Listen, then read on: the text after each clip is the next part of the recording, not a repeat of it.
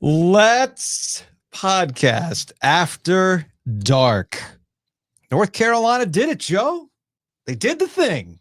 They've officially rebranded Chapel Hill into Chapel Bill.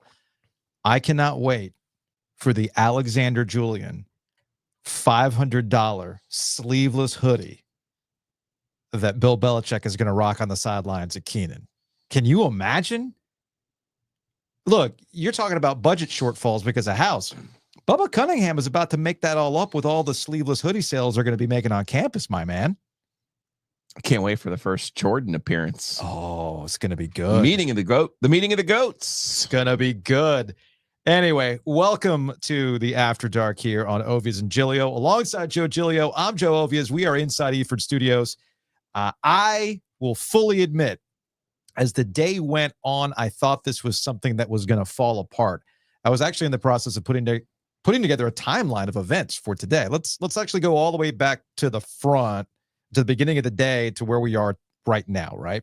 So when we started this morning's show, there was a report from Diana Rossini that was very vague. Like, hey, I'm getting messages that it's almost done, but you never know. Ian Rappaport overnight, same thing, NFL Insider. Hey, man, it could happen. It might not happen. All sorts of vague stuff.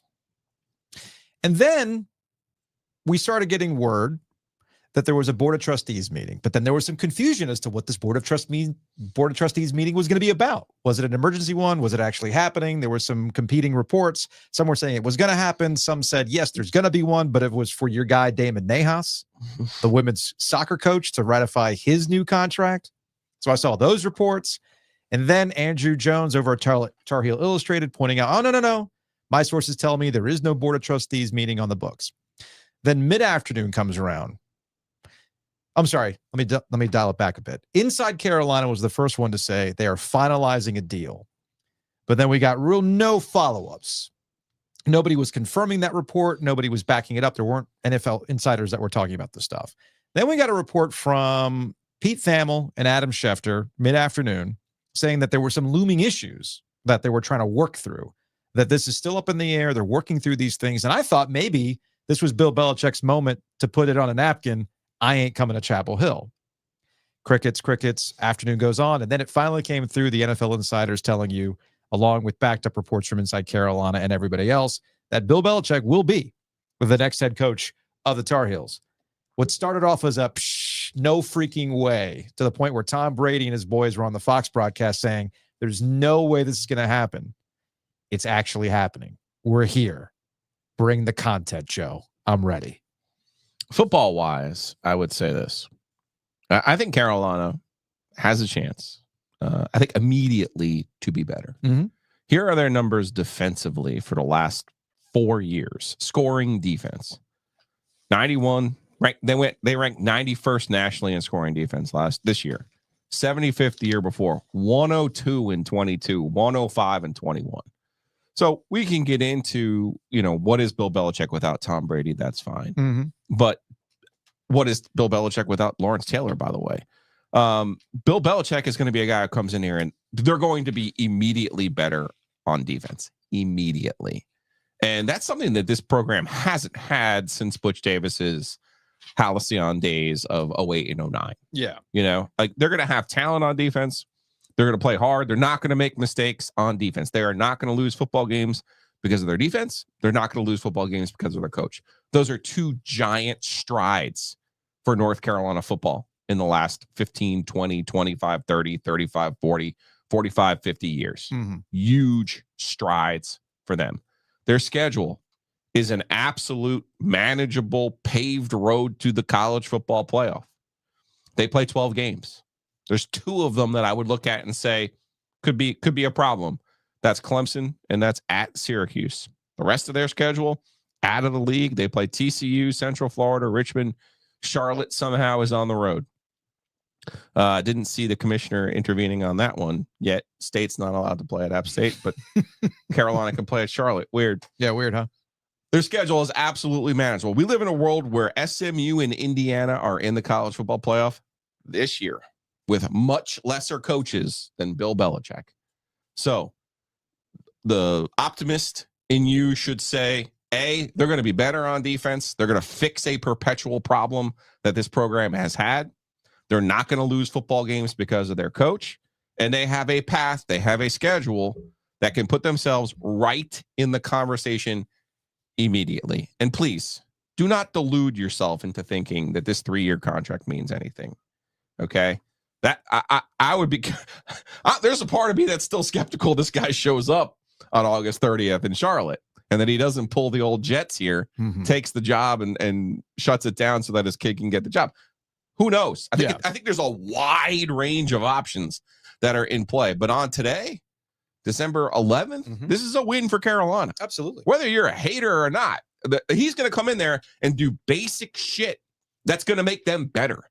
Just by him being Bill Belichick, whether he has Tom Brady, whether he has Rob Gronkowski, whether he has Teddy Bruschi, whether he has Lawrence Taylor or not, there's going to be baseline improvements for them because of the coach that he is. I think it's a win for us too, Joe. It's funny. A lot of folks have been reacting to this as the days have gone on. And I want to be abundantly clear. I root for one thing and one thing only, and I root for the podcast. That's what I root for. Give me all the content. Give me the things that make this area interesting. That's why I want teams to win. Bringing Bill Belichick to town obviously makes this area interesting. Hell, if I'm Jim Phillips, ACC commissioner, I'm calling ESPN right now and renegotiating my television contract. I'm not kidding. Hey, remember that look-in? So you think all eyes are going to be on Bill Belichick and the Tar Heels in the same way that all eyes are on Deion Sanders and Colorado? Analogous, because I do think with these reports of a $20 million NIL budget. Hold up on that. I did want to get back his to own $10 million contract, and then probably another 5 to 8 that they'll spend on his assistant coaches. Apparently, I knew they had a law school and a medical school, but apparently Carolina's just been hiding money under the couch cushions. Apparently so. I'm sure previous coaches are going, where was that for me? Heck, I'm sure Hubert. Are you kidding? Well, okay. Are we a basketball school?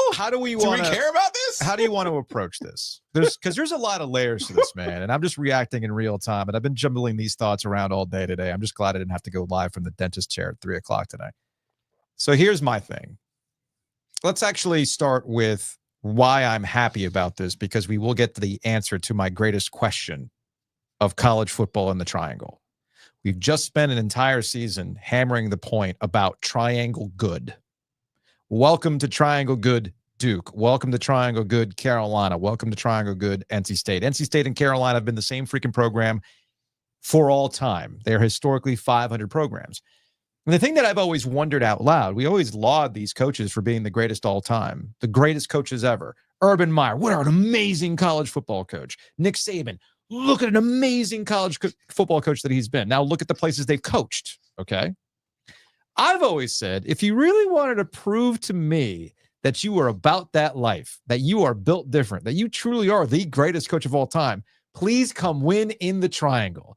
Please elevate one of these programs above triangle good. So thank you, Bill Belichick, because I've been asking this for 20 years, and we're finally going to get it. Can this guy, who many consider the greatest of all time because of his 6 Super Bowls, make a difference in an area that has been perpetually stuck on 500? But that gets to another matter, okay? And all the things you said about defense. How many guys have come through who have been good defensive coordinators, good coaches come through and struggled to make Carolina's defense just consistently okay? It's been a struggle, man. Constant struggle to make that work. People have always said it's not a talent problem. Okay, well, now they have to coach. You'd think they would get that thing together. You would think. But here's my curiosity with Bill Belichick going forward. And I think sometimes there's a little bit too much hand-waving that goes on right now with Bill Belichick and who he is and what he's been the last few years. Ask yourself the question. I gave you the optimistic view. There's a pessimistic view as well. Ask yourself the question. Why is Bill Belichick coaching at North Carolina in the first place? I would have to imagine going back to his McAfee appearance. Hidden in there, he said, given my NFL context. Mm-hmm. Well, given his NFL context, surely he could have reached out to Wellington Mara. Surely he could have reached out to Woody Johnson. Yeah. Surely he could have reached out to Shad Khan. Surely he could have reached out to any of these potential teams and said, and if he didn't, his agent surely did. Mm-hmm. clearly the messaging from them was, we don't want you. Him taking this job is the clearest signal of all. What does that say? We don't want you. What does that By say? the way, even last year, like, think about the retreads in the NFL. Mhm. Like, it's surprising. It is surprising to me. It's legitimately surprising to me. Well, because of the that way not a single NFL team wanted him last year, to the point where Bobby Kraft goes down to Atlanta and motherfucks him to the Falcons owner. I mean, Arthur Blank? Are you kidding? Like, that's why he's not the Atlanta Falcons coach right now. Right. Bob Kraft wouldn't let him basically went and told Arthur Blank, no, he doesn't have it anymore. He's washed. So obviously that message was given to him in this cycle, right? We had asked on our program, if Bill Belichick wanted to be the Carolina coach, why isn't he already? Right. It's because you gotta make sure you close every door. And now if he's fully on to Cincinnati, On to Chapel Hill. if he is fully on to his Bill Walsh Stanford phase, and that 3-year contract, sees 2028, then this is it. He's coming here. Like he said, his dad worked here. This gives him a chance. I don't know what the contract's going to look like for his son, Steven. Gives him a chance to turn this thing over to his son, Steven, in whatever year that might be. And he gets to live out his life. Yeah. Hey, I just want to coach ball. I want to do what's best for my family. I know his girlfriend has been interested in either a business school or there's a graduate degree that she's interested in. So, hey man, I have nothing but respect for somebody who wants to help their family. From Chris, when are we talking about Arch? I mean, if you're NC State, don't you go and get Arch Manning? You throw the bag out. Hey, CJ, we love you, mean it. We just gave you all this money, but now you need a Manning if you're Dave Doring. Oh, well, Eli. I mean, you need a Manning, Dave. Well, you needed a Manning to beat Tom Brady. He doesn't have Tom Brady. Now that we could transition to that portion of the programming if you'd like. Let's talk about that. That's another thing that I think is an uncomfortable conversation that people don't want to have. I get it. It's viewed as raining on or being a wet blanket on all this stuff. But we have to talk about Bill Belichick, the talent evaluator. I mean, the record is what it is at New England post Tom Brady. Tom Brady left and won another Super Bowl. Whereas the best Bill Belichick could do was, I don't know, drag Mac Jones and the crew to a playoff win? They didn't win. They got to the playoffs. Yeah. And after that, it just got uglier and uglier. Let's not forget that if Bill Belichick is the head coach, based on the way he's talked about Drake May leading up to the draft and after the draft, Drake May is probably not the quarterback of Carolina now, is he? No. Are you telling me that sounds like something that's good? Like, again, I'm really not trying to be an ass. I'm just trying to bring out the reality of the things that have happened since Bill Belichick has left. I'm being absolutely serious about this. Go back and look at Bill Belichick's talk about Drake May before the draft. Go watch the Pat McAfee live reaction where he was completely unimpressive and dismissive. And there's clips, there's supercuts of him struggling to say nice things about Drake May. Is that pettiness? In fairness, he is evaluating Drake May as an NFL player.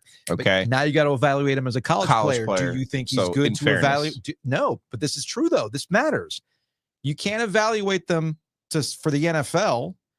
What makes you think you can evaluate them for college? It's different. You don't have to hit a home run with every person in college, especially in the portal. Like we literally just saw Kirk Cignetti take 23 players with him. Yes. From one school to Indiana and make the playoff. That's what I'm saying. That's where your ceiling is on this whole thing. Yeah. You got to make the right decisions though in the portal.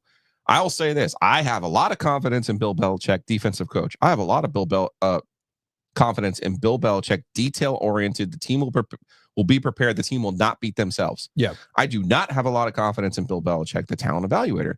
Truth of the matter is, if Bill Belichick had fired Bill Belichick, the general manager, 4 or 5 years ago, after they had beaten the Rams in his last Super Bowl title, he'd probably be still the head coach at the New England Patriots, pursuing Don Shula's record.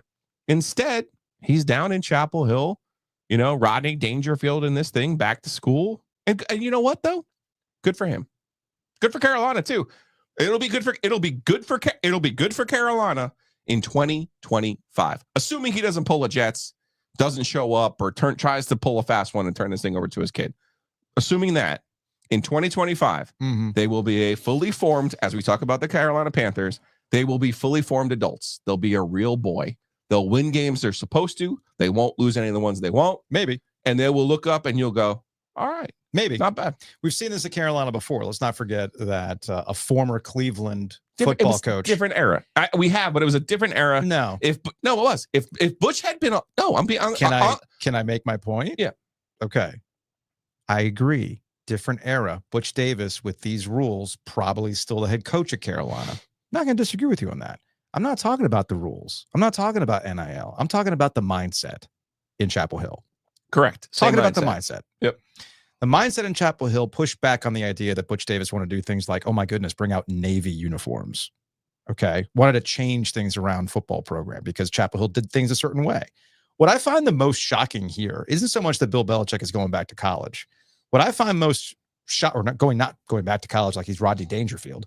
What I'm getting at is I am shocked that Carolina is willing to completely bulldoze how they've gone about things for football to make Bill Belichick happen. This does not happen without Bill Belichick getting everything that he wants at the expense of what? That's the third portion of this conversation. Yes.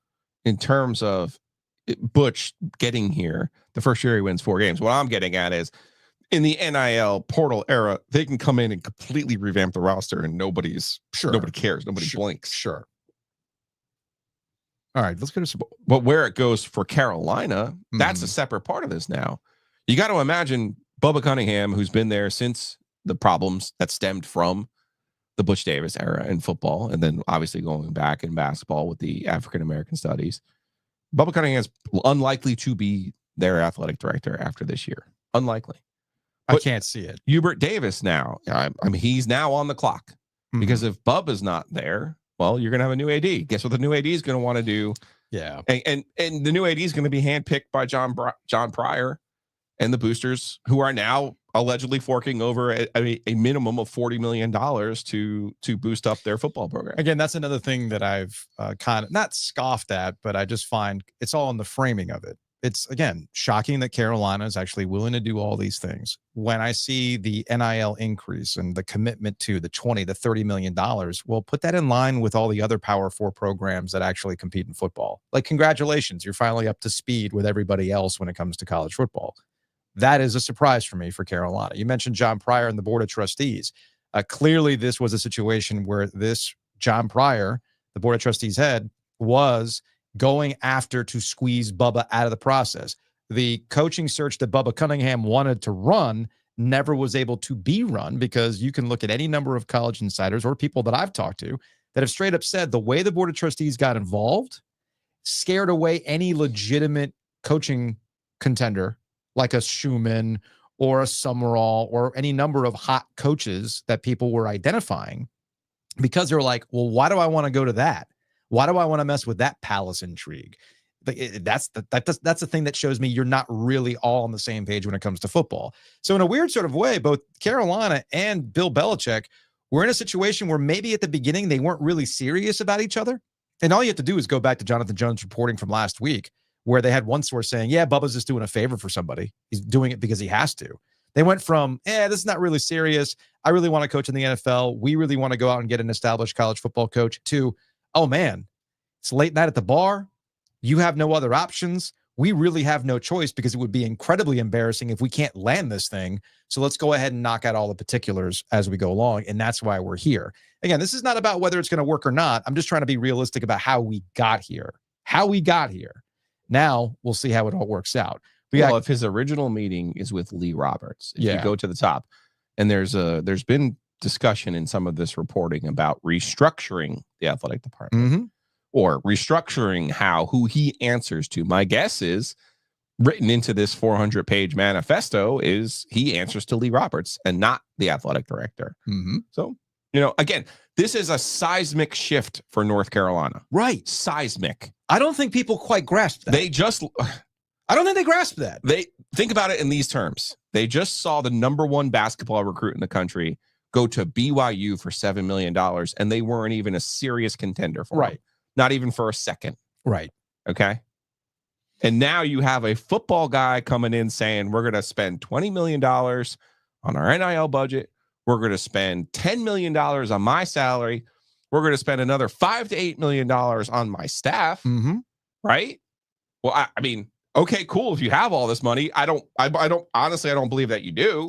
But where does that leave basketball? Where does that leave basketball, who, by the way, has a real chance of missing the NCAA tournament this year, which has a tendency to send a large portion of Carolina fans into a spiral?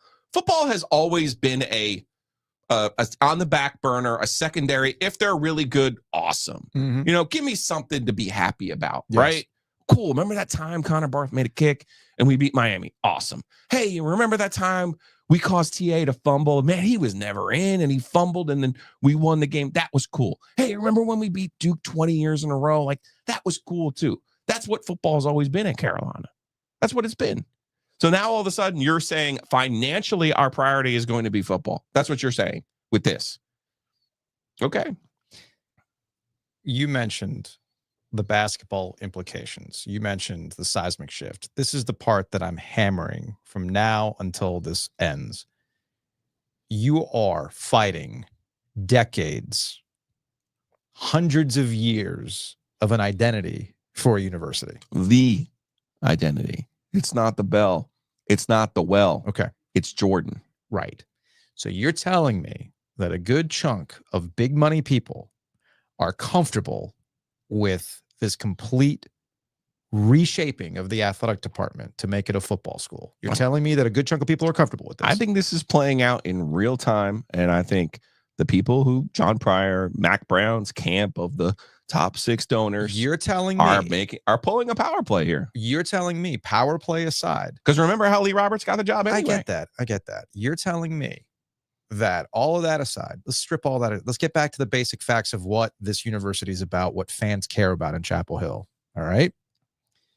Traditionally what they care about. Yes. Are you telling me that at Keenan, they're going to pack it out every night?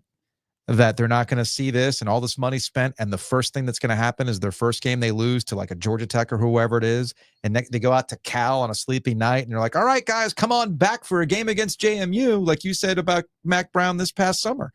That the cynicism won't kick in for Carolina fans that go, man, it doesn't really matter what we do. We can bring Mack back. We could try Butch Davis. We could do this. We could do that. And the results are still the same.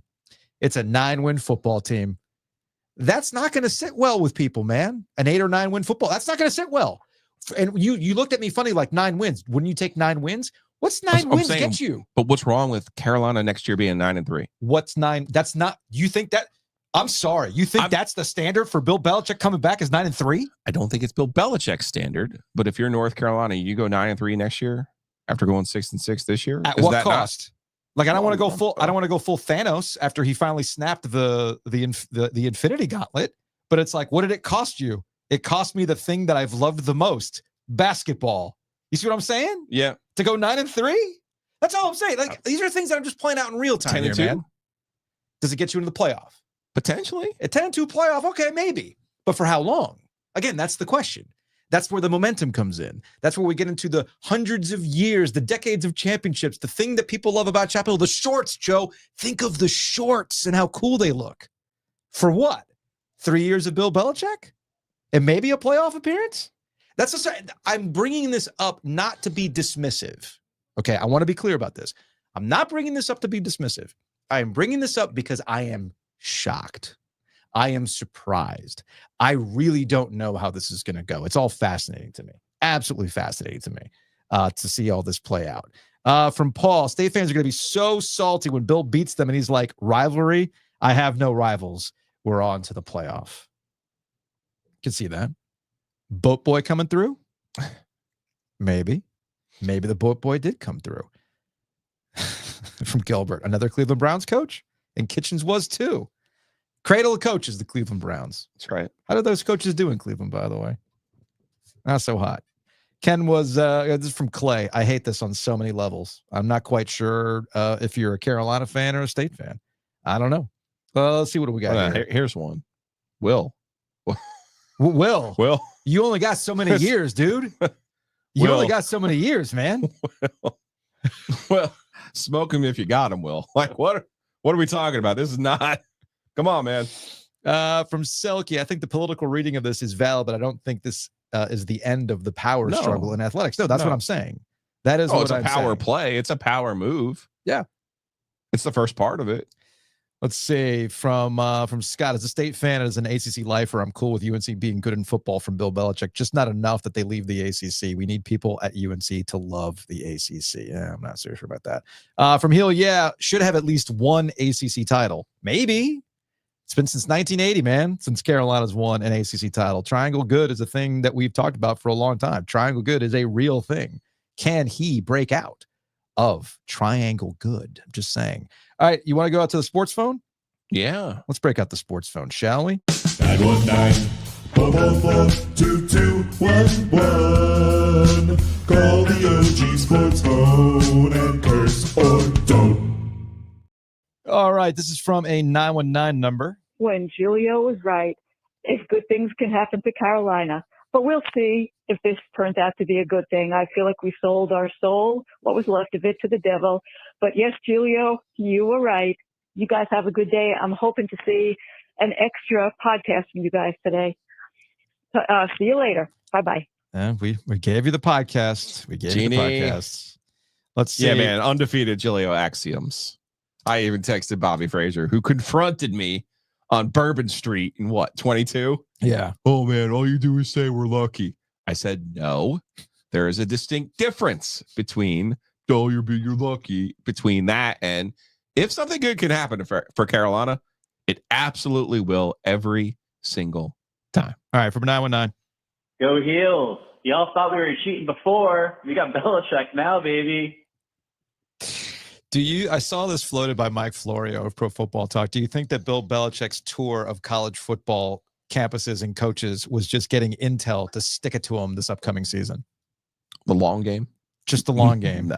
Look, if you thought Dave Dorn was salty about laptops on the sideline before. I will absolutely get the picture of Dave and DD and BB for the back wall. I've already put in the request to Ethan, by the way. From a 980 number. Hey guys, first off, Jarvis from Mooresville, love the show. Just want to start out with Bill Belichick coaching UNC? You gotta be fucking kidding me. Y'all really think Hoodie McGrump is about to stroll into Chapel Hill and turn you into Bama East? Please. This ain't the AFC East, and y'all ain't the Patriots. First off, Carolina fans, somebody better tell Bill he can't trade players. No future considerations for a 5-star recruit from Charlotte. The only trade that's happening is your starting cornerback hitting the transfer portal after he gets yelled at for missing a tackle. And good luck running that overcomplicated defense with a bunch of sophomores who still forget where to line up. That disguise, cover zero, double invert, whatever the hell stuff ain't going to fly when half your secondary is just happy to get free Bojangles on NIL deals.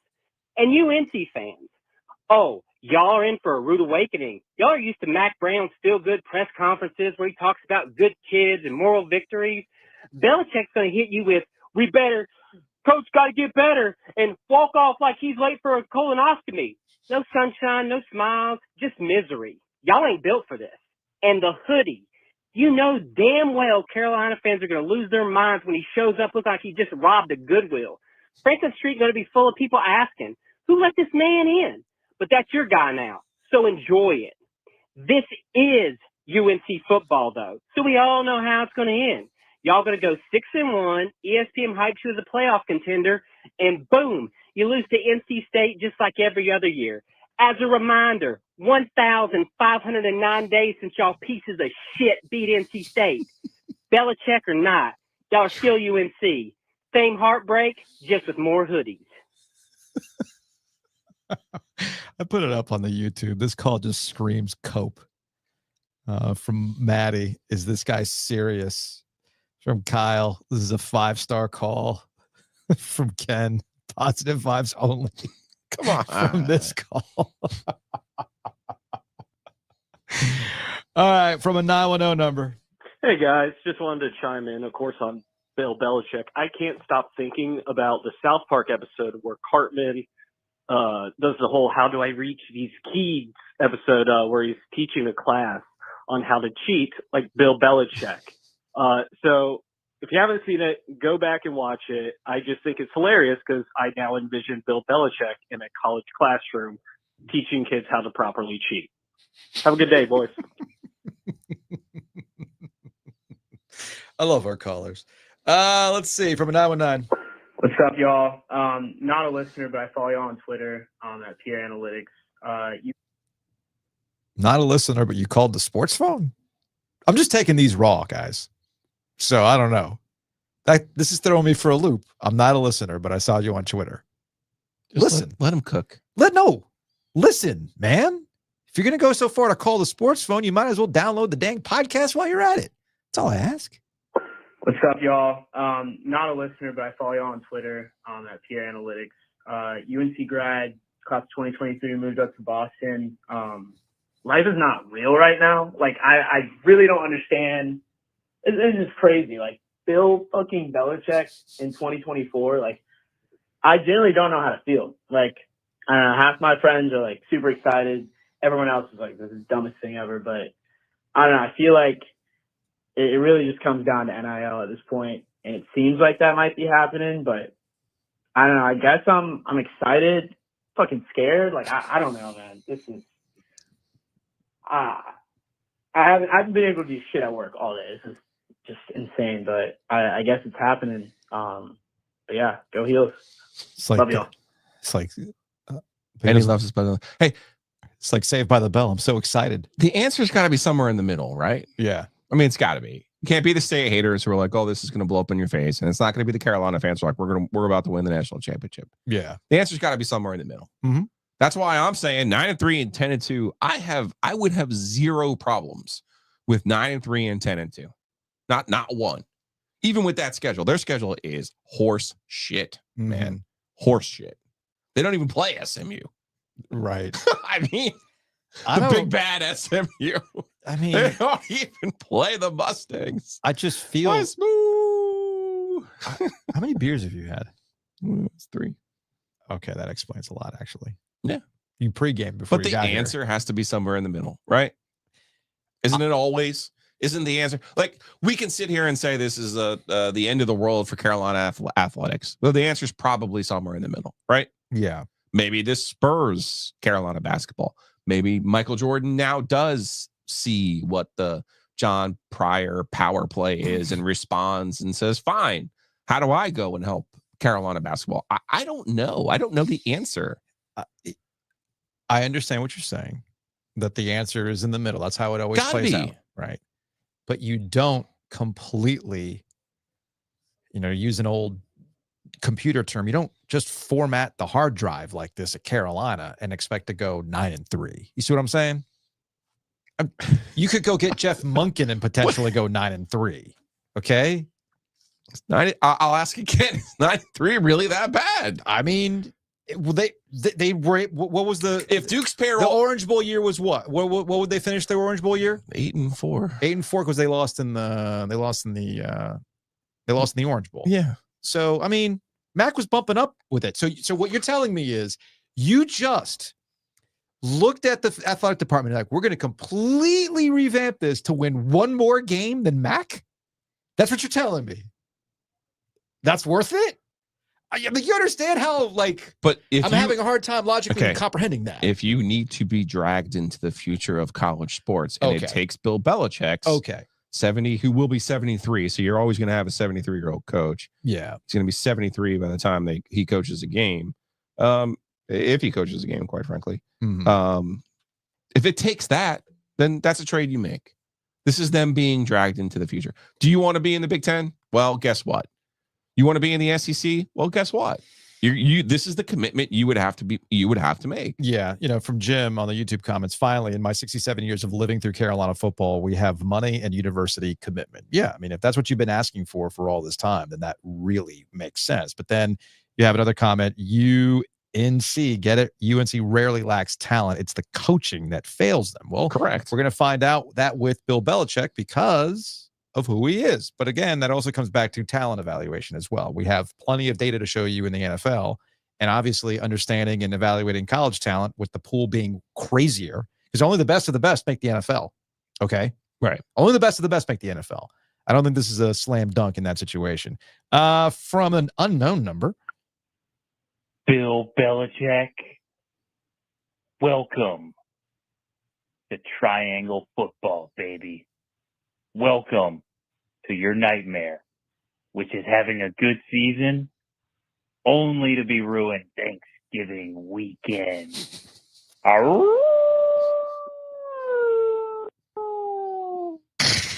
I love that NC State fans are fired up about this. From a 704 number. Hey, Joe and Joe. Why are all these State fans worried? I don't understand it. Bill Belichick is Dave Doran. They're the same in press conferences. The only thing Bill Belichick has greater than Dave is a 6-time quarterback winning. Oh, that was bad.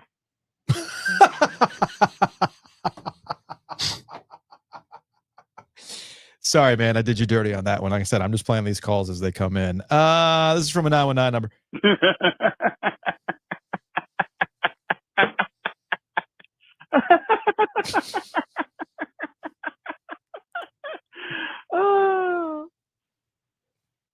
Love it. All right. From a 540. Hey, guys. Representing the Noke. Been out to B-Dubs. Got the Duderman Farms gummies from Nature's Relief starting to kick in. And I had to respond to something Giglio. No, not Giglio. Obvious or Ovies said today. Burnt hot dogs. What in the fuck? Why would you burn something? No. You eat hot dogs boiled or steamed. And I get so sick of hearing about cookout in North Carolina. Traw Grill is the best. That's no question. Anyway, I may have to get my buddy Jim Nance to call in. But love the show. And to all the New York Ranger fans and Heels fan 65, go fuck yourselves. Those gummies were hitting. Heels fan 65 is the one who called us the worst podcast in America, which shortchanging us by not considering us the worst podcast ever. That's true. That is true. Ever. From RX, is Bill Belichick even prepared for the slow mesh? Poor Dave Clawson can beat State, but he cannot beat Carolina. Look, man, I will admit that I'm having an internal battle on this topic that is playing out in real time on the podcast as it relates to content me versus logical me, right? So I'm looking at this Bill Belichick thing and I'm trying to make logical sense out of it, especially all the history that we have in the triangle when it comes to football, and those who have thought that they were going to fix these things never managed to fix these things. Okay. By the way, somewhere in the middle, somewhere in the middle is triangle good. No, you know what's going to happen somewhere in the middle? What's going to happen somewhere in the middle? At post games will be Bill Belichick. Yeah. He'll do post games. My guess is they'll be Zoom. Yes. Mondays will be Stevie. Mondays will be Stevie. So he'll handle the media during the week. So I'm glad you brought that up. You'll get Bill, proper Bill, Coach Bill, Hoodie Bill, Darth Bill once a week. I can't wait. So because you're like, oh, all the content that we're gonna get. Bill Belichick's got no time. He's gonna have McAfee here doing the show. Oh yeah, on Tuesdays with McAfee and no one else. Oh yeah, oh yeah. The content. The content comes from. Do you think Andy Fletterjohns is going to go to Bill Belichick and say, "Hey man, we need you on, we need you at the ACC kickoff"? He's going to be like, "Steve will go." Yeah, remember when Kay would do all this with Woj and all the other people? Yeah. Oh, you ain't seen a damn thing yet. You have not seen one single damn thing yet. I was content to you. You think we're getting something good out of this? No. No, I had somebody reach out to me and saying, "So, what are you going to do at?" Actually, where's the tweet? Do I have the? It's our friend Steve. He's like, "I can't wait to have you two at ACC kickoff with a vibrating football table, having a 40 a high life with Bill Belichick there." And I'm telling you right now, that is never going to happen. I will be shocked if he actually makes his rounds at Radio Row. This is what I envision for Bill Belichick and the ACC kickoff and things like that. He will do the traditional press conference, the one that they go up on the stage with the big screen behind him and all the people are in the room and they're asking him questions with a limited time and things like that. But not for 1 second is Bill going to go out there and talk to me, talk to freaking you, South Carolina upstate. Josh Graham can have all like the tchotchkes from the 50s at Keenan if he wants. That's not going to happen. He is not going to be if he's at top of the hill doing a coach's show with Jones Angel, I would be shocked by that. But here's the thing. When you say content, the content comes from the Palace intrigue. The content comes from a random ass Thursday night against a sleepy Boston College team that shocks you. I'm telling you, their schedule doesn't even give you that. I'm just saying. They play Clemson, Duke, Stanford, and Virginia. On the road, they play Cal State, Syracuse, and Wake. Cal and Syracuse on the road. Yeah. May be of interest. Maybe. I'm just telling you right now. There's no Georgia Tech. There's no Miami. There's no SMU. There's no Florida State. They do play Clemson in Chapel Hill. Yeah. They will lose that game. Yeah. Because you know what game that is. Yeah. Speaking of undefeated Giglio axioms. What's that? Fuck you. We're still Clemson. Oh, man. Dabo. Can you imagine? He cannot wait. As David Hale holstered. As David Hale joked with us, old Sweeney two pair. You tell me Sweeney two pair ain't gonna come out with it? Holstered. Oh my goodness. Unbelievable. That's what I mean by the content, Joe. That's what I mean. Like Spencer Hall from Everyday from Shutdown Fullcast was joking on Blue Sky. He's like, I cannot wait to see Mike Tomlin laughing his ass off as Bill Belichick shows up to Pitt in front of 18,000 people with Pat freaking Narduzzi across the way. Again, they don't even play Pitt. In the next 3 years? He's not going to be the coach after next. Again, I would place money right now that he doesn't even coach a game. The chances of him coaching in 2026 are negligible. Fair enough. All right. This is from a 919 number. It's just funny how State fans pretend they're not scared of Bill Belichick. But if I were a State fan, I would be shitting my pants right Vip now. Or Julian Council? Bill Belichick, the greatest. That is not Julian. Are you sure? That's not Julian. Was it Vip? No, that's not Vip's number either. In fact, I got to call Vip. NFL head coach of all time is coming to Chapel Hill. And State fans just have Dave Dorn as their coach, who, by all means, is not a very good coach. So I know that they're saying that they're not scared, but it's very clear with how they're truly feeling. We're gonna get Vip on tomorrow. Let's see a 919. All right, guys. Here's all I need to die happy. I just need to see Bill Belichick at a press conference after a rivalry game saying, Dave Doran called us pieces of shit. And then I can just die happy.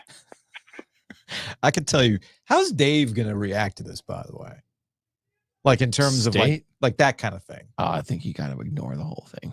You think so? You do that. Like I saw CJ Bailey. I think I mentioned this earlier. I'm losing track of what we talked about because again, everything's just on the fly here. CJ Bailey was asked about the possibility of Bill Belichick being the coach at Carolina earlier today before it was official.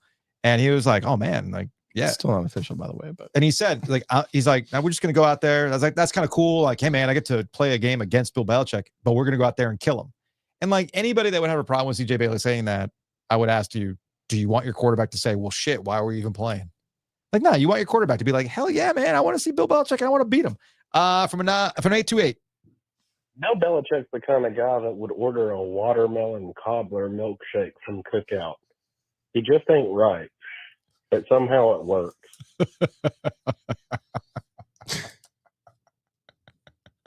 The fresh watermelon one is delicious. Come on. I agree with you. The on summer that. one. I do agree with you on that. All right. You want to wrap things up? Because we're going to be back here tomorrow. Oh, are we? Yeah. It's not Christmas yet. Now that we have no Joe. Chapel Bill. No. Okay. We still have bills to pay. We have shows to do. We have all that kind of stuff. Butcher's Market OG Live wants to do, what they want to do. I know you're done for the year, aren't you?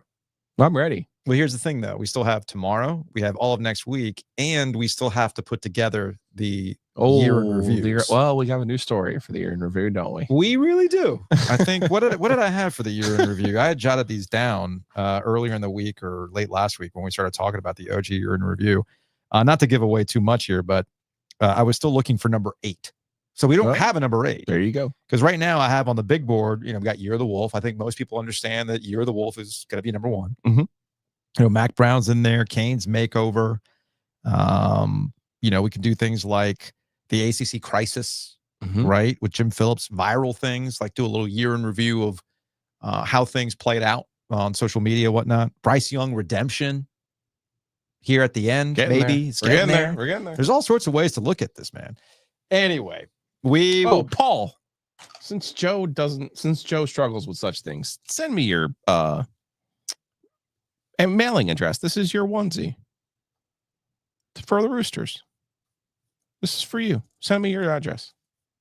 At some point, Will Brinson's going to have to eat his report. He said it was never going to happen. I saw that. I texted Will, said, hey, man, you're more than welcome to come on the podcast right now and eat that report. He goes, I think the people who actually sign my checks want exclusivity on that. I was like, you know what? That's a really, I would also really good wait till he point. coaches a game, because never forget the guy took the Jets job and never coached the Jets. Yeah, that's a good point. That's a good point. And also, I am going to be really curious to see if Jonathan Jones ever returns my texts. Well, you never know. You never know. Anyway, call the sports phone. We'll have more reaction tomorrow. 919-444-2211. Call the OG Sports Phone and curse or don't. So there we are.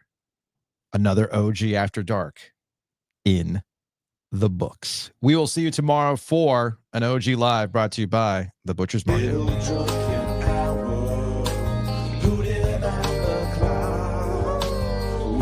To our live stream, OG After Dark, a little drunken hour, hooting on the clock. Welcome to our live stream, OG After Dark.